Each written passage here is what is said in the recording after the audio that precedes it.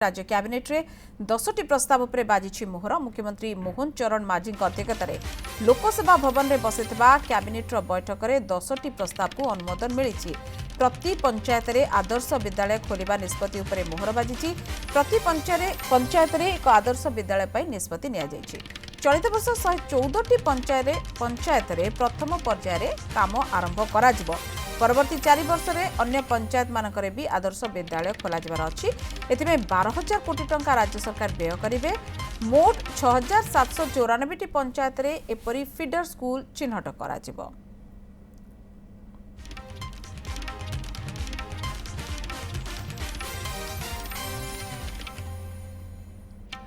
गोटे model school करने आम निष्पत्ति नहीं से मॉडल स्कूल नाम आम नामकरण करूँ गोदावरीश मिश्र आदर्श प्राथमिक विद्यालय एवं यह आदर्श प्राथमिक विद्यालय हम से समस्त प्रकार भित्तिभूमि आनुषंगिक व्यवस्था एवं मैन पावर जो थे शिक्षक एवं नॉन टीचिंग स्टाफ समस्त से व्यवस्था हम तार जमी अधिग्रहण सहित ये कथा को गुरुत्व देवा सहित से गोटे पंचायतर गोटे विद्यालय को पंचायतर जोटा मुख्य हेडक्वार्टर जोटा प्राथमिक विद्यालय थी प्रथम रु अष्टम श्रेणी पर्यंत जहाँ आमर जातीय शिक्षानीति 2020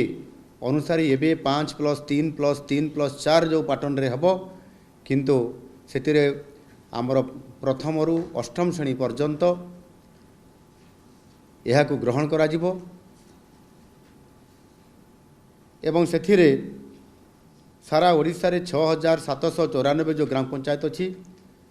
से ये विद्यालय प्रतिष्ठा हम एवं ये ही हम फीडर स्कूल हिसाब रे गोटे स्मार्ट स्कूल उच्च विद्यालय फीडर स्कूल हिसाब रे सेठू पिला माने जाइए हाईस्कूल को जिबे तापर +2 लेवल रे हेकी ऊपर को से जिबे सेति गोटे गोटे विद्यालय रे 4 कोटी रु 5 कोटी पर्यंत खर्च करा जिवो तार बजेट रे व्यवस्था करा जाउछि एवं विशेष करिकी यह 4 वर्ष भितर ये विद्यालय गुड़िक समाप्त हम गोटे वर्षर एबे कैबिनेट पास होला परे चलित आर्थिक वर्षर ही यह शुभारंभ करा जिवो 114टी प्राथमिक विद्यालय रे ये कार्यक्रम आरंभ होब। इलेक्ट्रोनिक्स और सूचना प्रजुक्ति विद्या विभाग विशेष करके ओडिशा रे सिलिकॉन कार्बाइड सेमीकंडक्टर उत्पादन कारखाना प्रतिष्ठा निमंते जो RIR पावर इलेक्ट्रोनिक्स लिमिटेड एक सेमीकंडक्टर उत्पादनकारी कारखाना जे कि RIR पावर इलेक्ट्रोनिक्स लिमिटेड से जेहेतु IT सेक्टर रे इंफॉर्मेशन टेक्नोलॉजी विशेष करके सेमीकंडक्टर को ओडिशा रे आकर्षित करी आनिबा पाई आम सरकारंकर बड़ गोटाए मिशन अच्छी आ से दृष्टिकोण RIR पावर इलेक्ट्रोनिक्स लिमिटेड जे कि ओडिशा रे आसिकी तांकर कार्यक्रम आरंभ करि सारी छंती से अधिक जेतु स्वतंत्र प्रोत्साहन पैकेज से मागी थिले साधारणतः भावरे एथिरे इनसेंटिव 30% आम सरकारंकर ये अच्छी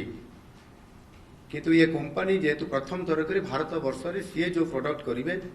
ताहा आम भारत वर्ष रे कौन से राज्य रे एपर्यंत आरंभ होना प्रथम थर कर ओडिशा रे हेबापई जाउची आ सेति पई अधिक इनसेंटिव मागिथवा कारणरू नहेले हुए तो ये कंपनी प्रश्नवाची सृष्टि करि पारे करिवो कि न करिवो से दृष्टिकोणरू ताको आधार करी आमे एथिरे तांकु 50% अर्थात 30% इनसेंटिव दिया जाउची एबे अधिक टॉपअप करी आम राज्य सरकार को तरफ 20% आम देवाई राजी होइछु एवं ता कैबिनेट रे अनुमोदन होइछि। शीतल भंडार पाई आर्थिक सहायता निमंते जो पांठीर आवश्यकता होउतला ताकू आधार करी आज आम कैबिनेट रे ताकू प्रस्ताव आकार रे अणा जाइथिला से बाबद में विस्तृत भाव में आलोचना हैला परे शीतल भंडार पर आर्थिक व्यवस्था से नूतन शीतल भंडार और विभिन्न उत्पादन गुड़िक शीतल भंडार पर सहायतार हाथ सरकार बढ़ाई ଏବଂ ସେଥିପାଇଁ ये सहायता बा साहाय्यर नमूना प्रथम जोटा कि पुंजी विनियोग सब्सिडी ये पुंजी विनियोग सब्सिडी एथिरे जो नूतन शीतल भंडार प्रतिष्ठा हम से विशेष करके जो अंचल अनुसूचित अंचल अच्छी जो कि एससी आउ एसटी एवं ट्रांसजेंडर महिला हिताधिकारी अछंती स्थायी पुंजी व्ययर 60% सर्वाधिक एथिरे सब्सिडी दिया जिवार व्यवस्था कराउछि एवं सर्वाधिक 6,50,00,000 टंका पर्यंत एथिरे प्रावधान रखा जाइछि 60% अर्थात सर्वाधिक 6,50,00,000 टंका।